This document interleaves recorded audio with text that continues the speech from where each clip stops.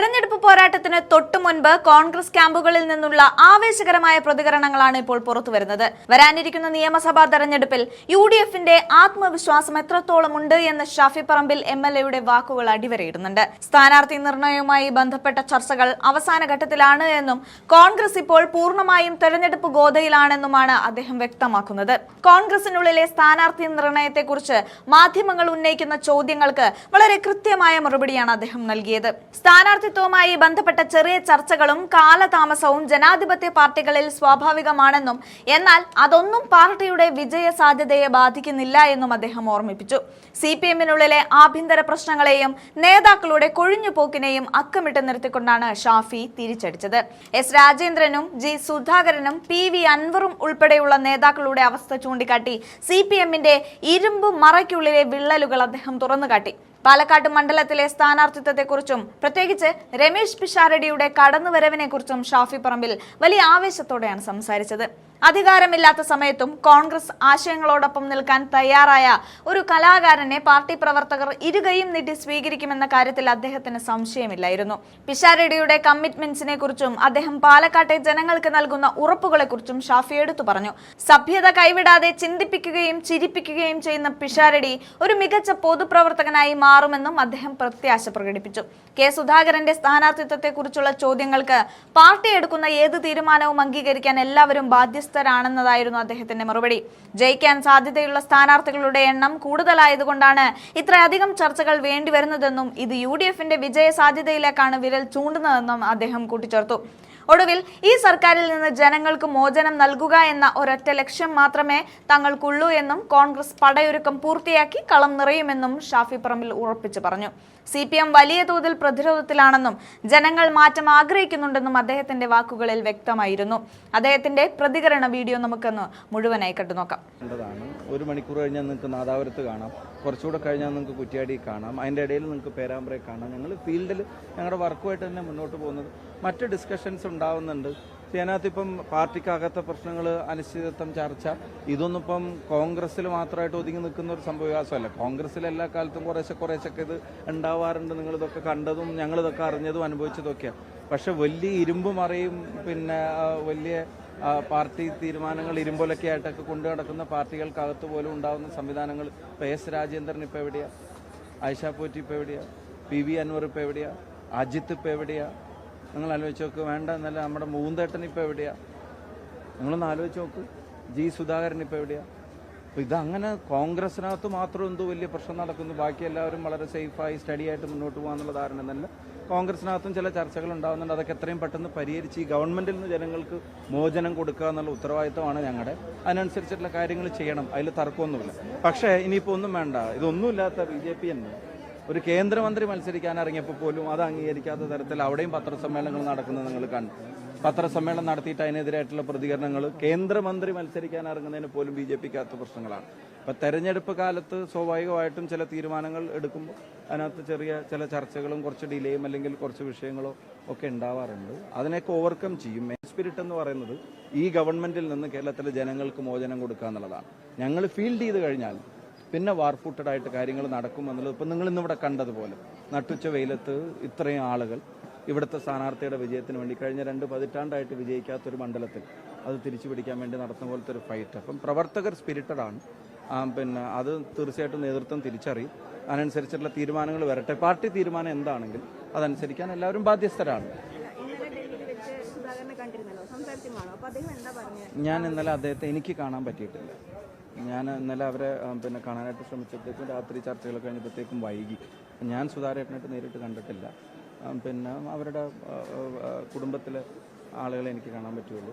എനിക്ക് നേരിട്ട് അദ്ദേഹത്തോട് സംസാരിക്കാൻ പറ്റില്ല. പക്ഷെ അത് എൻ്റെ ലെവലിലൊന്നും അല്ല, പാർട്ടി ലെവലിൽ. ഞാൻ ഇന്നലെ ചർച്ചകൾ കഴിഞ്ഞ് ഡൽഹിയിലുണ്ടെന്ന് അറിഞ്ഞപ്പോൾ കാണാനായിട്ട് ശ്രമിച്ചു. പക്ഷേ നമ്മുടെ ടൈമോട് ഒരുപാട് ലേറ്റ് ആയതുകൊണ്ട് എനിക്ക് പേഴ്സൺ ടു പേഴ്സൺ എനിക്ക് സംസാരിക്കാൻ പറ്റിയിട്ടില്ല. അദ്ദേഹം ഒപ്പം തന്നെയാണല്ലോ. കോൺഗ്രസിൽ K. സുധാകരനെ പോലെ ഒരാളെ ഇനി ഒപ്പം ചേർത്താനൊന്നും ഇല്ലല്ലോ. മത്സരത്തിൻ്റെ ഉള്ള ഒരു ആഗ്രഹം അദ്ദേഹം പറഞ്ഞിട്ടുണ്ട്. അതിനകത്ത് പാർട്ടിയുടെ ഒരു തീരുമാനം അന്തിമമായിട്ട് പ്രഖ്യാപിക്കാനുണ്ട്. അതെ.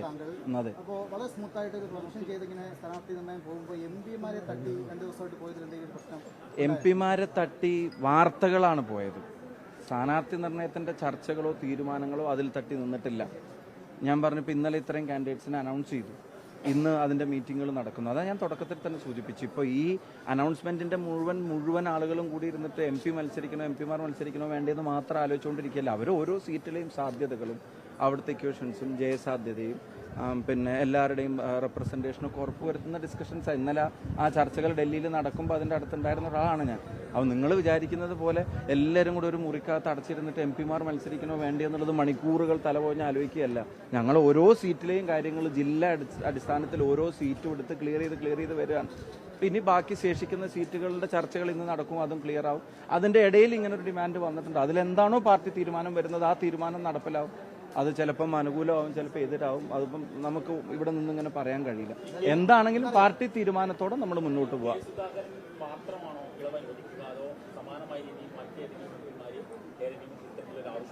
അല്ല, അപ്പം അങ്ങനെ അനുവദിക്കാൻ പിന്നെ തീരുമാനിച്ചോ? ഞാൻ അറിഞ്ഞിട്ടില്ല. അത് അദ്ദേഹത്തിന് മാത്രമായിട്ട് അനുവദിക്കാൻ തീരുമാനിച്ചോ? ഇനി ബാക്കിയുള്ളവർക്കല്ല.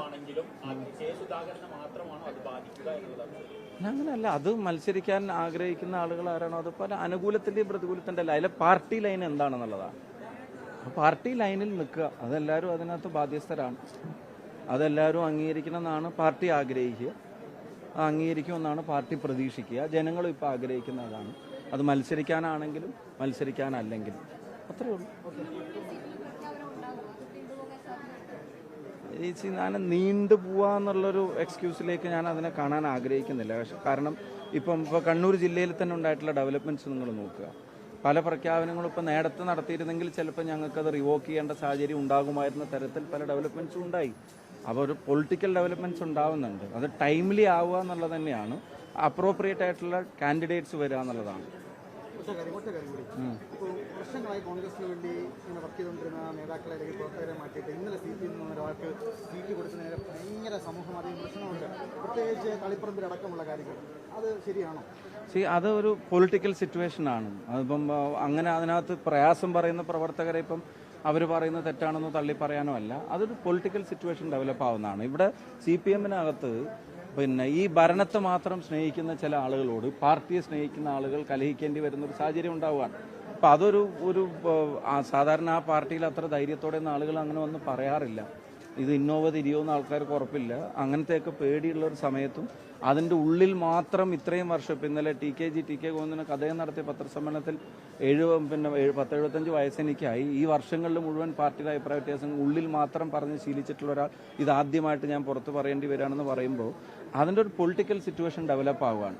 അപ്പോൾ അതിനോട് പ്രതികരിക്കുക എന്നുള്ളത് രാഷ്ട്രീയ പ്രസ്ഥാനം കേവലം സ്വാഭാവികമായിട്ടും ചെയ്യുന്നൊരു കാര്യം. അതാരെയും അവഗണിക്കാൻ വേണ്ടി എടുക്കുന്ന തീരുമാനങ്ങളല്ല. ആ രാഷ്ട്രീയ സാഹചര്യത്തോട് കോൺഗ്രസ് പാർട്ടി റെസ്പോണ്ട് ചെയ്യുന്നതാണ്. അതിലിപ്പം എല്ലാവരും ഒരേപോലെ ഇപ്പം 100 പ്രവർത്തകരുണ്ടെങ്കിൽ 100 പേരും അത് അംഗീകരിക്കുക എന്നുള്ളത് ഇപ്പം നമുക്ക് നിർബന്ധിച്ച് അടിച്ചേൽപ്പിക്കാനൊന്നും പറ്റില്ല. ചിലപ്പം അതിൽ അഭിപ്രായ വ്യത്യാസമുള്ളവരും ഉണ്ടാവും. എൻഡ് ഓഫ് ദ ഡേ ജനങ്ങൾക്കും പാർട്ടിക്കും ഗുണകരമായ സ്റ്റാൻഡിലേക്ക് എല്ലാവരും യോജിച്ച് പ്രവർത്തിക്കുക എന്നുള്ളത്.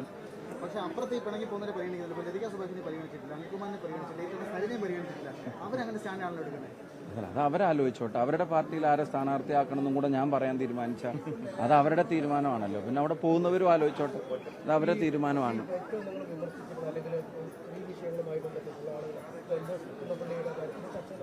അദ്ദേഹം തന്നെ പറയുന്നു, PK ശശിയുടെ തീവ്രത നടത്താൻ നിങ്ങളടക്കമുള്ളവർ വലിയ വിമർശനങ്ങൾ ഉന്നയിച്ച ആളാണ്.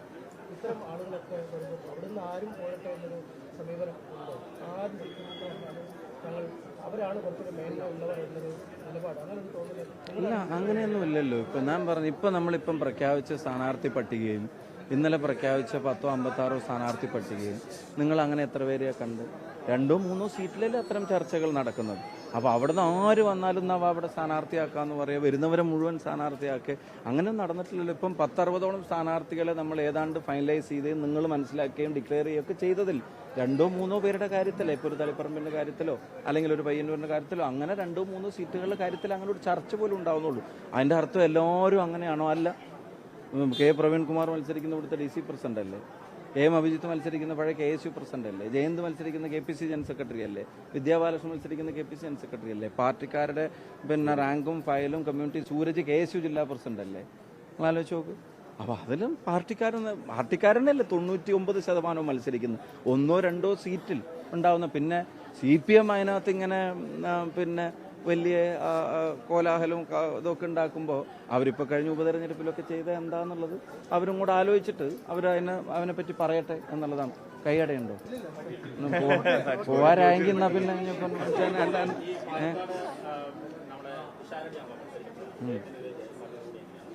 അത് ഒന്ന് പാലക്കാടിനെ സംബന്ധിച്ചിടത്തോളം ഐക്യജനാധിപത്യ മുന്നണിക്ക് നല്ല പിന്തുണയും പിൻബലവും ഉള്ള സ്ഥലമാണ്. പിഷാരടി ഇപ്പം ഞാൻ ഓർക്കുക, കേരളത്തിൽ രാഹുൽ ഗാന്ധി ഭാരത് ജോഡോ യാത്രയുമായി കടന്നു വന്നു. ഭാരത് ജോഡോ യാത്ര ഇന്ത്യയിലെ ജനാധിപത്യ മതേതര ഇന്ത്യയിലെ ഏറ്റവും വലിയ ഒരു യുണൈറ്റിംഗ് എക്സസൈസായിരുന്നു. ജനങ്ങളെ ഒരുമിപ്പിക്കുന്ന ഒരു എക്സസൈസ് ആയിരുന്നു. ഇന്ത്യയിലെ രാഷ്ട്രീയം ജനങ്ങളെ വിഭജിക്കാൻ മാത്രമായിട്ട് മാറുമ്പോൾ മാത്രമായിട്ട് മാറുമ്പോൾ ഇന്ത്യ മുഴുവൻ തെരുവിൽ നടന്ന് നീങ്ങി ആളുകളോട് ഒരുമിപ്പിക്കാൻ പറഞ്ഞൊരു വലിയ പൊളിറ്റിക്കൽ എക്സസൈസാണ്. ആ എക്സസൈസിൽ അന്ന് കോൺഗ്രസ് അധികാരത്തിലില്ല. അന്ന് കേരളത്തിൽ കോൺഗ്രസ് അധികാരത്തിൽ, എനിക്ക് തോന്നുന്നു പിഷാരടി താമസിക്കുന്ന കോർപ്പറേഷനിൽ പോലും കേരളത്തിൽ അന്ന് അധികാരത്തിലില്ല. അപ്പോൾ ഒരു അധികാരവും കോൺഗ്രസിന് ഇല്ലാത്തൊരു സമയത്ത് രാജ്യം ഒരുമിക്കുന്ന ഒരു മൂവ്മെന്റിന്റെ കൂടെ ഞാനുണ്ട് എന്ന് പറഞ്ഞ് ഇറങ്ങി വരുന്ന ഒരാളുടെ ഒരു ഐഡിയോളജിക്കൽ സപ്പോർട്ട് ഉണ്ടല്ലോ. അതായത് കോൺഗ്രസ് ആശയങ്ങൾ അദ്ദേഹം നിൽക്കാൻ തീരുമാനിച്ച സമയത്തെ ഇഷ്ടപ്പെടുന്നവരും ബഹുമാനിക്കുന്നവരുമാണ് കോൺഗ്രസ് പ്രവർത്തകർ. നിങ്ങളിപ്പം മറ്റെല്ലാവരും അധികാരത്തിന്റെ സമ്മർദ്ദങ്ങൾക്ക് വഴങ്ങി കാര്യങ്ങൾ ചെയ്യേണ്ടി വരുന്ന സിനിമാ താരങ്ങളെ നിങ്ങളിപ്പോൾ കാണുന്നുണ്ട്. വലിയ വലിയ താരങ്ങളെയൊക്കെ അവരുടെ സ്വന്തം ഇഷ്ടപ്രകാരമാണോ എന്ന് ചോദിച്ചാൽ നമുക്ക് പോലും ഉറപ്പില്ലാത്ത തരത്തിൽ നിങ്ങൾ തന്നെ വ്യക്തിപരമായിട്ട് ആലോചിക്കുമ്പോൾ ഗവൺമെന്റ് പ്രഷർ കൊടുത്തതുകൊണ്ടാവും എന്ന് ചിന്തിക്കുന്ന പല ഇടപെടലുകളും നടത്തിയ വലിയ വലിയ താരങ്ങളെയൊക്കെ നമുക്കിപ്പോൾ കാണാൻ കഴിയും. പക്ഷെ ഒരു അധികാരമില്ലാത്ത സമയത്ത് കോൺഗ്രസിനെ പോലെ ഒരു പ്രസ്ഥാനം ഇവിടെ നിലനിൽക്കണം എന്ന് പറഞ്ഞ് ഇറങ്ങി വന്നൊരു കലാകാരനെ അനേകം കലാകാരന്മാർ അപ്പുറത്ത് നിൽക്കുകയും മത്സരിക്കുകയും അതിന്റെ പേരിൽ സൗകര്യങ്ങൾ ഉണ്ടാക്കുകയൊക്കെ ചെയ്യുമ്പോൾ അതൊന്നുമല്ല. പാർട്ടി പ്രതിപക്ഷത്താണെങ്കിലും അധികാരത്തിലില്ലെങ്കിലും പാർട്ടിയോടൊപ്പം ഞാനുണ്ടെന്ന് പറയുന്ന ഒരാളെ ഇങ്ങനൊരു തെരഞ്ഞെടുപ്പിൽ മത്സരിക്കാൻ ഒരു അവസരം കൊടുക്കുന്നതിനെ പോസിറ്റീവായി പാർട്ടി പ്രവർത്തകർ കാണും. രണ്ട്, പാലക്കാട്ടെ ജനങ്ങളെ സംബന്ധിച്ചിടത്തോളം ഒരു കാര്യം ഉറപ്പാണ്. പിഷാരടി തന്നെ ഇന്നലെ പറഞ്ഞു, ഞാൻ ഇപ്പോൾ സജീവമായിക്കൊണ്ടിരിക്കുന്ന മേഖലയ്ക്ക് ഞാൻ അർദ്ധവിരാമം കുറിക്കുന്നു.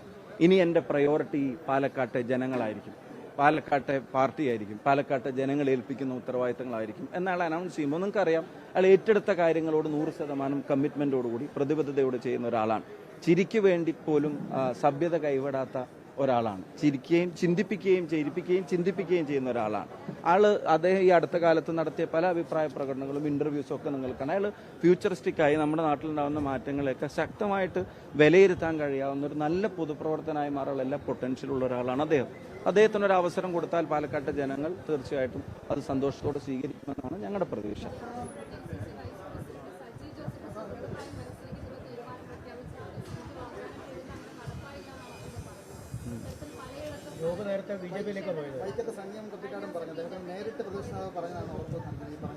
ഒരു സിറ്റിംഗ് MLA BJP-യിൽ ഇന്നലെ പിന്നെ മാലയിട്ടിട്ട് സ്ഥാനാർത്ഥിയായി. സിറ്റിംഗ് MLA CPM-ൽ നിന്ന് LDF-ൽ നിന്ന് CPI-ൽ അപ്പുറത്ത് പോയി സ്ഥാനാർത്ഥിയായി. അതിനേക്കാളൊന്നും വരില്ലല്ലോ ഇപ്പം ഇതൊന്നും. അതും BJP പോയിട്ട് സ്ഥാനാർത്ഥിയായി. ഞാൻ പറയുന്നത് അത്തരം ഇഷ്യൂസ് കോൺഗ്രസിനകത്ത് മാത്രമാണെന്നുള്ള രീതിയിലുള്ള പെരുപ്പിക്കലുകൾ വേണം. അത് എല്ലായിടത്തും ഉണ്ടാവുന്നുണ്ട്. അപ്പുറത്ത് കുറച്ചുകൂടെ ഗൗരവം. ഞാൻ നേരത്തെ പറഞ്ഞ പേരുകൾ വേണമെങ്കിൽ ആവർത്തിക്കാം. S. രാജേന്ദ്രനെ കുറിച്ച്, ഐഷ പോറ്റിയെ സംബന്ധിച്ച്, PV അൻവറിനെ സംബന്ധിച്ച്, പിന്നെ CC മുകുന്ദനെ സംബന്ധിച്ചൊക്കെയുള്ള MLA-മാരുൾപ്പെടെയുള്ള ആളുകൾ, ഇനിയൊന്നും വേണ്ട G. സുധാകരനെ പോലുള്ള ആളുകൾ. അപ്പം പിന്നെ ഇവിടെയും ചില ഭാരവാഹികൾ സീറ്റിന്റെ കാര്യത്തിൽ പിന്നെ ഞങ്ങൾക്കിപ്പോൾ ഒരു പ്രശ്നം കൂടി ഉണ്ട്, അതും കൂടെ പറയാലോ. ഇപ്പം ഞങ്ങൾ ജയിക്കാൻ പോവാണെന്നുള്ളൊരു തോന്നൽ എല്ലാവർക്കും ഉണ്ട്. അപ്പം ജയിക്കാൻ ആഗ്രഹിക്കുന്നതും അർഹിക്കുന്നവരുമായിട്ടുള്ള സ്ഥാനാർത്ഥികളുടെ എണ്ണം ഇച്ചിരി കൂടുതലുണ്ട്. ഇപ്പോൾ സീറ്റുകളൊക്കെ പലതും ജയിക്കാത്ത സീറ്റുകളൊക്കെ ജയിക്കും എന്നുള്ളൊരു തോന്നലുണ്ട്. കുറച്ചും കൂടെ ആളുകളുടെ എണ്ണം കൂടുതലുണ്ട്. അപ്പം ഞങ്ങൾക്ക് കുറച്ചും കൂടെ ആളുകളെ കൂടുതൽ മാനേജ് ചെയ്യേണ്ടി വരുന്നുണ്ട്. അപ്പുറത്ത് അത്രയും പ്രശ്നമില്ലാഞ്ഞിട്ട് പോലും ഈ പറയുന്ന പ്രഗത്ഭരും പ്രധാനപ്പെട്ടവരായിട്ടുള്ള ആളുകളൊക്കെ തിരിയാണ്. ഓക്കെ, അദ്ദേഹത്തിന്റെ കൈ വേനിക്കുന്നു വളരെ. അത് കുഴപ്പമില്ല, പുള്ളിയുടെ അല്ലല്ലോ. കാര്യം തന്നെ ഈ ശശിയുടെ സ്ഥാനാർത്ഥിത്വം നിങ്ങൾ പൂർണ്ണ മനസ്സോടെ അംഗീകരിക്കണം. കാരണം നിങ്ങൾ തന്നെ ഒരുപാട് വിമർശനങ്ങൾ ഉന്നയിച്ച ഒരാളാണ്. അത് അതിനിശ്ചിതമായി ഈ തീവ്രതയ്ക്ക് ഒരു പ്രയോഗമായി തന്നെ മാറിയിരുന്നു. ഈ CPM-നെതിരെ എപ്പോഴും ഇത്തരം കാര്യങ്ങൾ ആരോപിക്കുമ്പോൾ ആദ്യം പറയുന്ന പേര് ശശിയുടെ കാര്യമാണ്. അയാൾക്ക് സീറ്റ് ഉണ്ടാകുമോ? എങ്ങനെയാണ്? എനിക്കറിയില്ല, അതിൽ പാർട്ടി തീരുമാനമാണ് വരുന്നത്. പാർട്ടി തീരുമാനത്തെ വെയിറ്റ് ചെയ്യുന്നു. പിന്നെ ഇനിയിപ്പം CPM പാലക്കാട് നിന്ന് എതിർത്താണെങ്കിൽ കഴിഞ്ഞ ഉപതെരഞ്ഞെടുപ്പിൽ CPM സ്ഥാനാർത്ഥിയാക്കിയ ആൾ കേരളത്തിന്റെ മുഖ്യമന്ത്രിയെ കുറിച്ചൊക്കെ എന്തൊക്കെയാ പറഞ്ഞിരുന്നത് നിങ്ങൾക്ക് എല്ലാവർക്കും അറിയാം.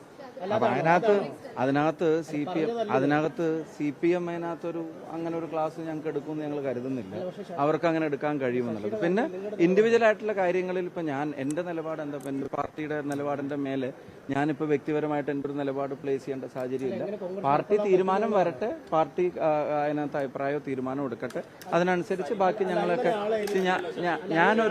ഞാൻ പറഞ്ഞത്, ഞാൻ ഒരു പാർട്ടി ഡിസിഷനെ, ഒരു പാർട്ടി തീരുമാനത്തെ അതിന്റെ വർക്കിംഗ് പ്രസിഡന്റ് സ്ഥാനത്ത് ഇരുന്നിട്ട് ഇനിയിപ്പോൾ ഞാൻ എന്തോ കുറച്ചും കൂടെ വ്യത്യസ്തനാണെന്ന് കാണിക്കാനോ തെളിയിക്കാനുള്ള ഒരു ശ്രമത്തിന്റെ ഇടയിൽ ഞാൻ അതിനെ വേറൊരു തരത്തിൽ പ്രസന്റ് ചെയ്യാൻ എൻ്റെ ഇപ്പോൾ ഏറ്റിരിക്കുന്ന ഉത്തരവാദിത്വത്തിൽ എനിക്ക് കഴിയില്ല. So let's wait for the party decision.